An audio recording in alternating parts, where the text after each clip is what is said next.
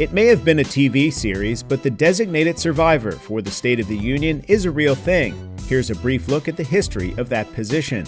Due to the large gathering of the entire Congress, Supreme Court justices, high-ranking military leaders, White House cabinet members, and of course the President for the State of the Union, if there was ever a doomsday scenario, someone would be needed to run the government. Business Insider reports that the practice of choosing a Senate-confirmed official started in the 1960s at the height of the Cold War. Samuel R. Pierce Jr., President Reagan's Secretary of Housing and Urban Development, was the first documented designated survivor during the 1984 State of the Union. For a while, it was a more relaxed duty, with Agricultural Secretary John Block telling Business Insider he was likely enjoying a glass of wine in Jamaica during the 1986 address. In 1996, Donna Shalala, Secretary of Health and Human Services, was told by President Clinton, "Don't do anything I wouldn't do." While in the White House, she reportedly ordered pizza for her staff.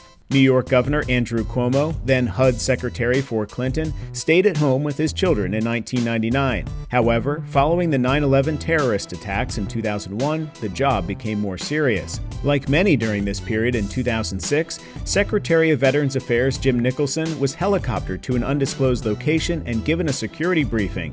However, there was still the perk of a steak dinner.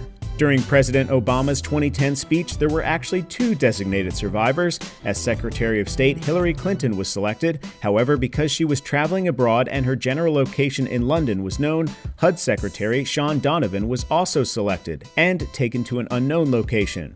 Only mere minutes before President Trump's 2019 address, Secretary of Energy Rick Perry was the designated survivor. This year's selection was David Bernhardt, the Interior Secretary.